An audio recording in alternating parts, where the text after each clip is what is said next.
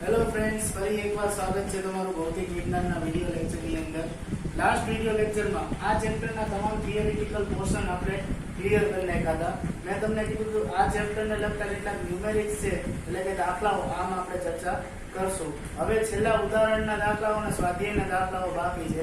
તો જે મિત્રો આજે જ જોડાણા છે તે પહેલાના વિડિયો ચેનલને લાઈક અને સબસ્ક્રાઇબ કરી અને પહેલાના વિડિયો જોઈ શકે છે. આજે આપણે શરૂઆત કરશું ઉદાહરણ 2.8 થી. ડાઇલેક્ટ્રિક અચળાંક K ધરાવતા દ્રવ્યના ચોસલાનું ક્ષેત્રફળ સમાંતર પ્લેટ કેપેસિટન્સ જેટલું જ છે. તો અહીંયા આકૃતિ A ની અંદર એક સમાંતર પ્લેટ કેપેસિટન્સ છે, તેની જાડાઈ d છે. તેની જાડાઈ કેટલી છે? d છે. તો આ સમાંતર પ્લેટ કેપેસિટન્સમાં ઉદ્ભવતું વિદ્યુત ક્ષેત્ર ધારો કે શરૂઆતમાં E0 જેટલું હોય. હવે આની અંદર આપણે ડાઇલેક્ટ્રિક એટલે અવાહક માધ્યમ દાખલ કરી કેટલું 3/4 d જેટલી જાડાઈ ધરાવતું. d શું છે? તો કે બે પ્લેટ વચ્ચેનું અંતર દર્શાવે છે. તો 3/4 એટલે કે 75% ભાગની અંદર 3/4 એટલે કેટલા થાય? 75% થાય.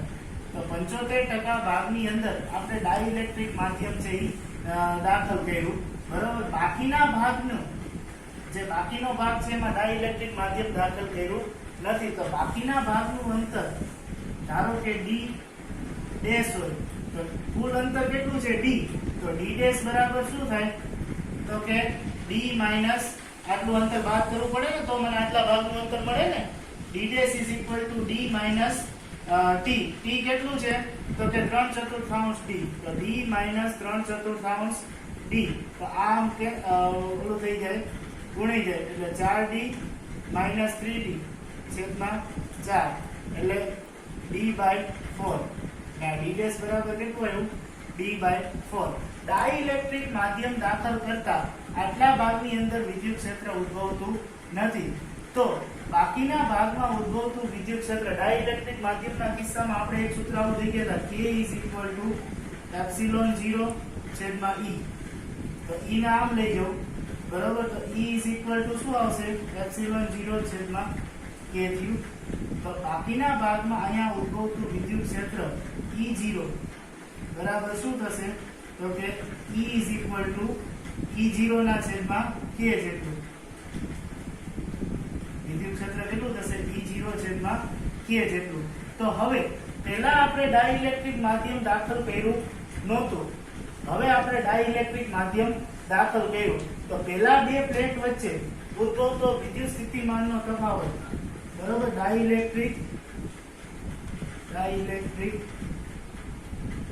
માધ્યમ દાખલ કર્યા પહેલા ઉદ્ભવતો વિદ્યુત સ્થિતિમાનનો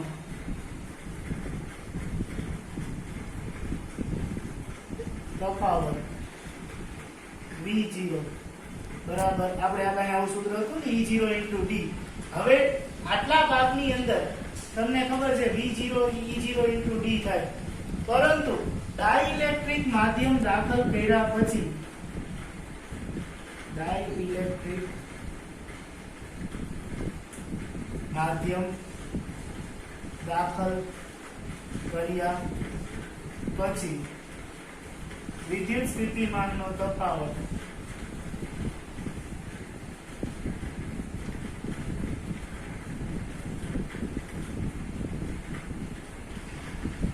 ધારો કે V હોય, V = શું થશે? V dash. તો V ડેશ = શું થશે? તો કે E * d. આ સૂત્ર ઉપરથી, અને E બરાબર મેં કેટલું લેવાનું કીધું છે? E0 ના છેદમાં k. તો E0 છેદમાં k * d જેટલું છે, બરાબર. તો ત્યારે ડાઇલેક્ટ્રિક માધ્યમ દાખલ કર્યું, બરાબર, ત્યારે એની થિકનેસ બરાબર કેટલી હતી? E0 * d. અહીંયા d એટલે કેટલું છે? ડાઇલેક્ટ્રિક માધ્યમ દાખલ નહોતું કર્યું ત્યારે એની જાડાઈ d/4 જેટલી છે. અને અહીંયા ડાઇલેક્ટ્રિક કેટલા માધ્યમનું દાખલ કર્યું તમે? 3/4 થી, બરાબર, ડી ની જગ્યાએ આટલું ડાઇલેક્ટ્રિક માધ્યમ માધ્યમ દાખલ કર્યા પછી આટલા ભાગમાં ઉદ્ભવતું વિદ્યુત ક્ષેત્ર વિદ્યુત સ્થિતિમાન V0 બરાબર E0 * D.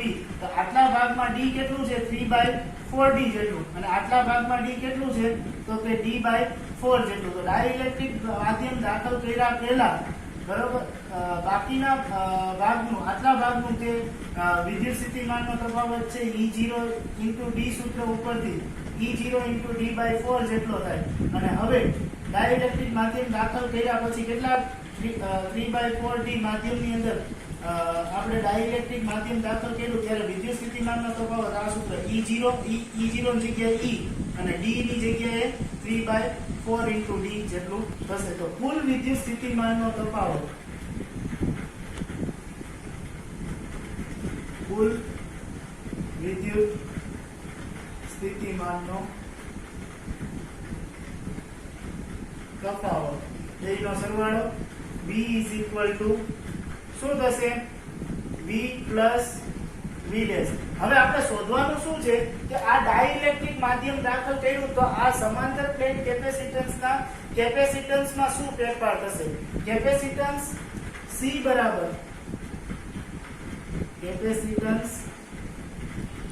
બરાબર Q/V. તો Q તો એમ રહેશે પણ V શોધવાનું થશે. V આ સૂત્ર ઉપરથી આપણને મળી જાય. V બરાબર શું થશે V + V' પરથી શું થશે તો કે V V ની જગ્યાએ V0 પહેલા V0 પછી V'. તો V0 + V' પરથી V0 શું થશે E0 * D પ્લસ આના બરાબર શું થશે E0 / K 3/4 * D. તો E0 D કોમન, તો V શું થશે E0 D કોમન. કૌંસમાં શું રહેશે તો કે 1 + 3/4K. તો E0 D બરાબર તો શું હતું મેં તમને કીધું એમ V0 શરૂઆતનું કેપેસિટન્સ V0.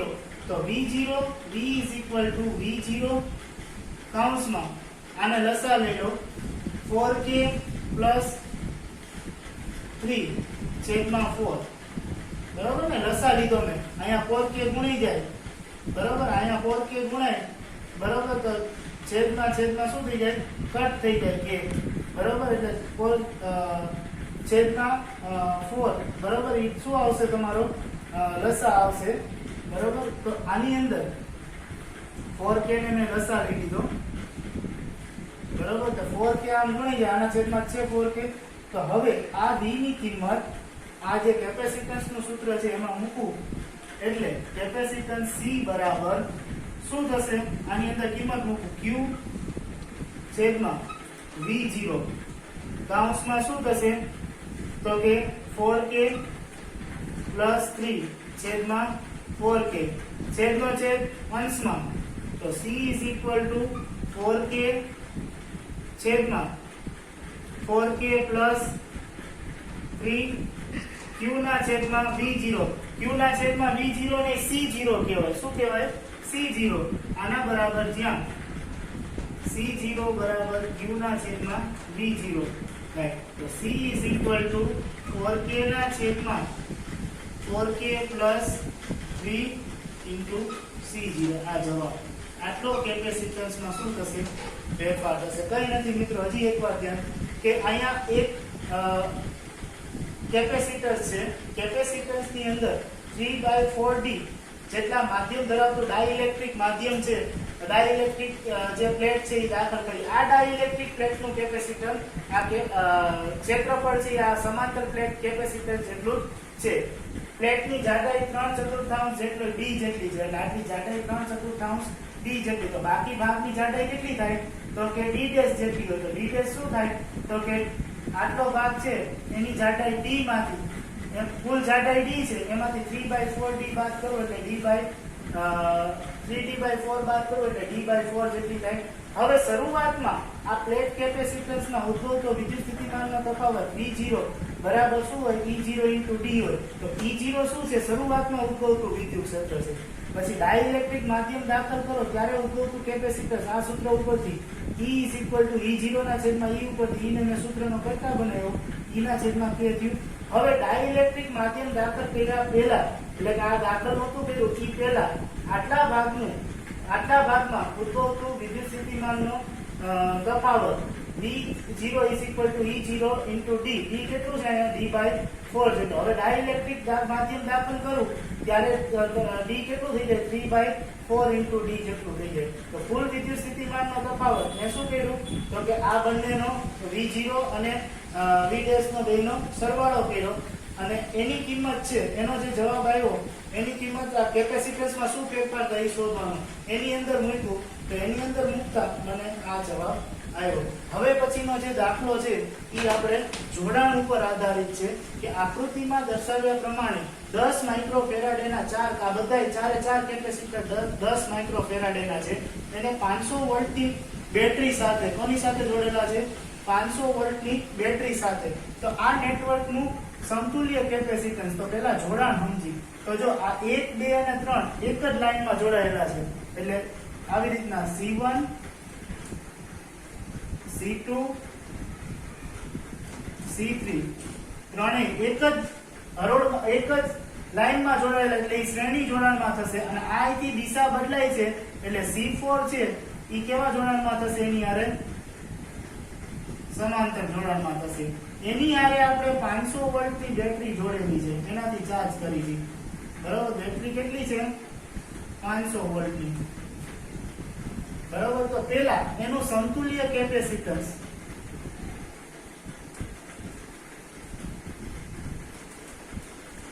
જો C1 C2 C3 શ્રેણીમાં છે બરાબર તો પહેલા C1 C2 C3 નું સમતુલ્ય કેપેસિટન્સ શોધશું બરાબર અને પછી એ C4 છે એની હારે સમાંતરમાં છે બરાબર સમતુલ્ય કેપેસિટન્સ C1 C2 અને C3 માટે શ્રેણીમાં હોવાથી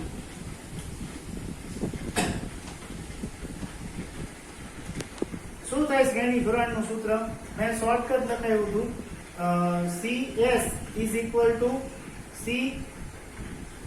C/N દરેક કેપેસિટન્સની વેલ્યુ કેટલી છે 10 માઇક્રોફેરાડે દરેક કેપેસિટન્સની વેલ્યુ કેટલી છે 10 માઇક્રોફેરાડે એટલે 10^3 માઇક્રોફેરાડ આ એનું સમતુલ્ય કેપેસિટન્સ છે એવું ન કરવું હોય ને તો આપણી પાસે શ્રેણી જોડાણ નું સૂત્ર છે કે 1/CS is equal to 1/C1 plus 1/C2 plus 1/C3 તો 1/CS is equal to દરેકની વેલ્યુ 10 માઇક્રોફેરાડે છે 1/10 વત્તા 1/10 વત્તા 1/10 એટલે 3/10 1/CS બરાબર 3/10 તેથી CS બરાબર શું થાય આ પદ ઉલટાઈ જાય 10/3 માઇક્રોફેરાડ આવી રીતના આવી શકે છે હવે C4 હારે ઈ કેવું છે સમાંતર જોડાણમાં તો C1 C2 C3 અને C4 નું સમતુલ્ય capacitance C is equal to શું થશે CS વત્તા C4 કામના કાઉન્સમાં લખવાનું સમાંતર જોડાણ માટે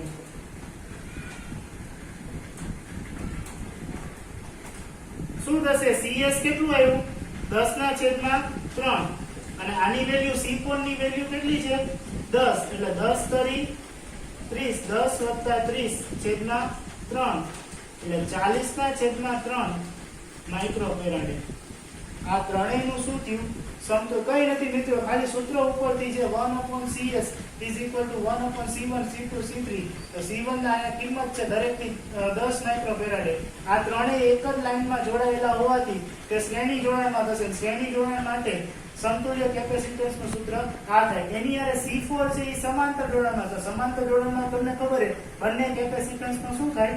સરવાળો થાય. તો સરવાળો લઈને સમાંતર જોડાણમાં કેપેસિટન્સ જોયું. હવે B ની અંદર એમ કીધું છે દરેક પરનો વિદ્યુતભાર. એટલે તમે થિયરી યાદ કરો કે શ્રેણી જોડાણની અંદર ત્રણેય કેપેસિટન્સ હોય, બરોબર? શ્રેણી જોડાણમાં દરેક કેપેસિટન્સ પરનો વિદ્યુતભાર શું થાય? સમાન થાય. એટલે અહીંયા પાર્ટ B ની અંદર C1 C2 C3 શ્રેણી જોડાણમાં હોવાથી તેના પરનો વિદ્યુતભાર Q1 બરાબર Q2 બરાબર Q3 બરાબર Q થશે. તેથી Q બરાબર CV, આવું એક સૂત્ર હતું આપણી પાસે. C એટલે ત્રણેયનું સમતુલ્ય કેપેસિટન્સ કેટલું છે? 10 માઇક્રોફેરાડે. એટલે એને પેલા ફેરાડેમાં ફેરવવું પડશે. 10 ની માઈનસ માઇક્રો એટલે મેં સમજાવ્યું હતું 10 ની માઈનસ 6 ઘાત. અને V કેટલું છે? 500. આનું સાદુરૂપ આપો એટલે જવાબ આવશે 1.7 ગુણ્યા 10 ની માઈનસ 3 ઘાત કુલમ. ત્રણેય ઉપર શ્રેણી જોડાણમાં હોવાથી ત્રણેય ઉપર વિદ્યુતભાર થિયરી મુજબ સમાન થાય. હવે અહીંયા આ જે છે સમાંતર જોડાણમાં છે. સમાંતર જોડાણમાં ચાર્જ અલગ અલગ હોય. એટલે તો આ C4 વિદ્યુતભાર પર રહેલો C4 કેપેસિટર પર રહેલો વિદ્યુતભાર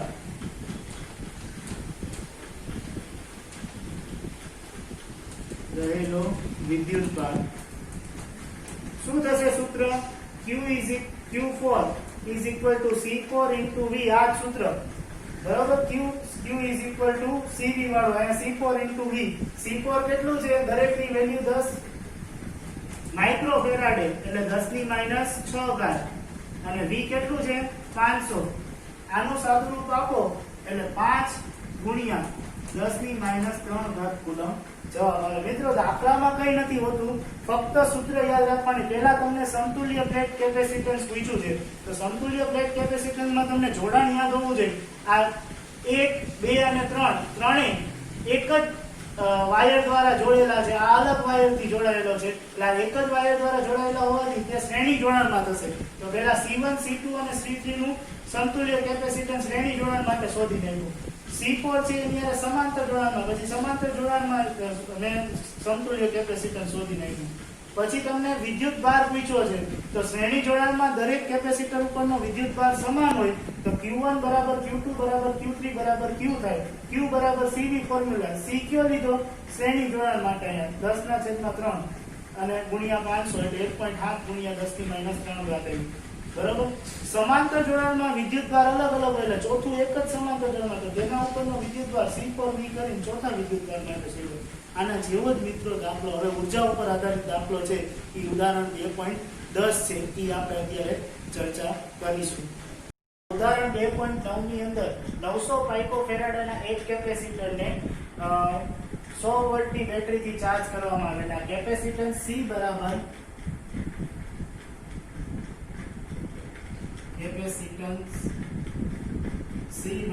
900 પાઇકોફેરાડે. પાઇકોફેરાડે એટલે 900 ગુણ્યા 10 ની માઈનસ 12 ઘાત ફેરાડે. પાઇકો એટલે 12 ઘાત લખાયું હતું. બે દશાંશ કપાઈ જાય એટલે 9 ગુણ્યા 10 ની માઈનસ 10 ઘાત ફેરાડે થી કેપેસિટન્સ ને 100 વોલ્ટની બેટરી સાથે સંગ્રહાયેલી 100 વોલ્ટની બેટરી સાથે જોડવામાં આવે તો તેમાં સંગ્રહિત કેટલી સ્થિતિ ઊર્જા સંગ્રહ પામશે? તો કેપેસિટરમાં સંગ્રહિત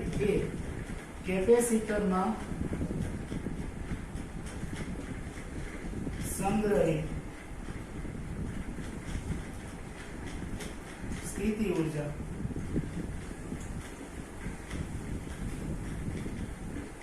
UT આપણે છેલ્લા આવું સૂત્ર મેળવી ગયા 1/CV². તો તમે જાણો છો Q is equal to શું થાય? CV. તો આના ઉપરથી C is equal to શું થાય? Q/V થાય. C is equal to શું થયું? Q/V. તો આની અંદર હું કિંમત મૂકી દઉં, બરાબર? C is equal to Q/V. તો UE is equal to 1/Q/V અને into V². તો 1V શું થઈ જાય? કટ. તો u e બરાબર 1/2 q * v આ સૂત્ર યાદ સ્થિતિ ઊર્જા. તો હવે આપણે q શોધવો પડે. તો તમે જાણો છો આપણી પાસે q નું સૂત્ર છે તે q બરાબર શું થાય? q = cv. લાસ્ટ એક્ઝામ્પલ ની અંદર આપણે યુઝ કર્યું હતું q = cv. તો c કેટલું છે? 9 ગુણ્યા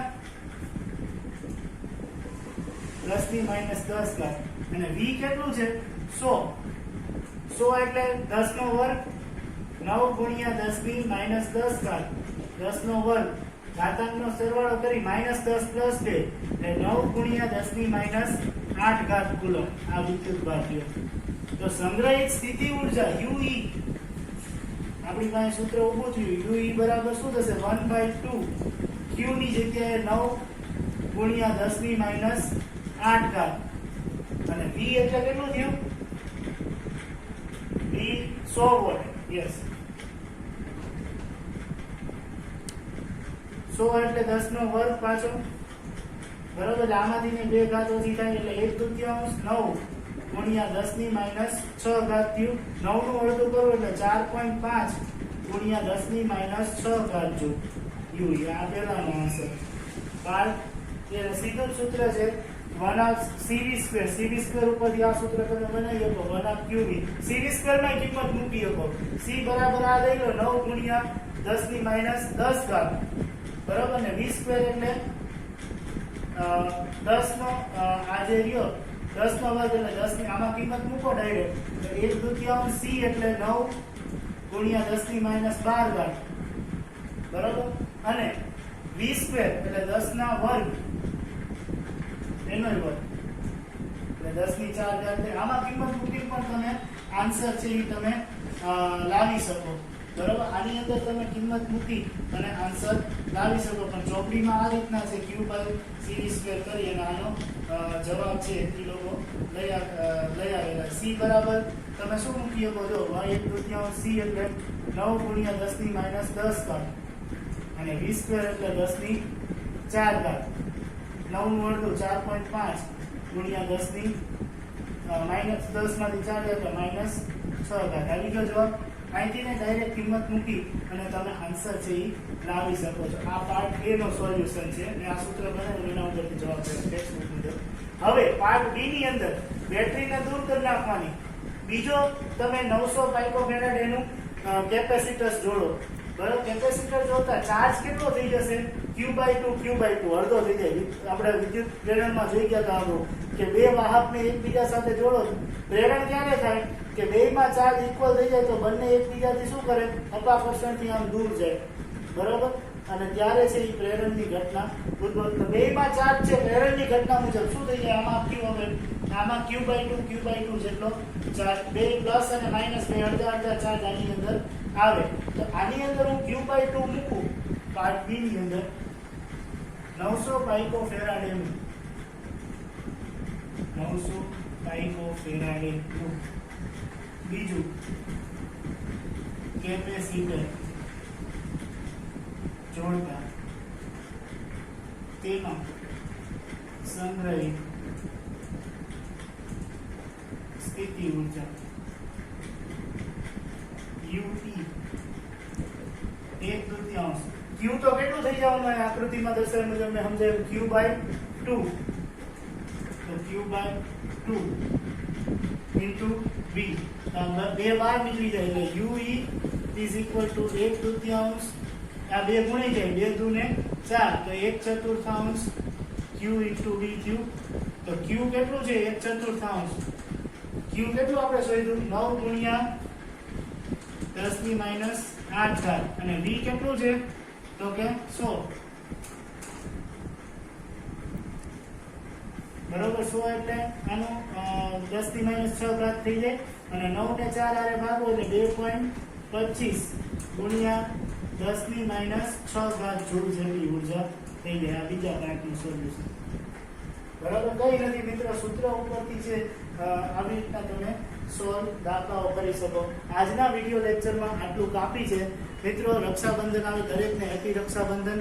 હજી આ લોકડાઉન કેટલા સમય સુધી ચાલે એ કોઈ નિશ્ચિત નથી ત્યાં સુધી અમારી ચેનલને જોતા રહો અને ફિઝિક્સના વિડીયો લેક્ચરનો આનંદ ઉઠાવતા રહો તેવી અપીલ સાથે જય હિન્દ.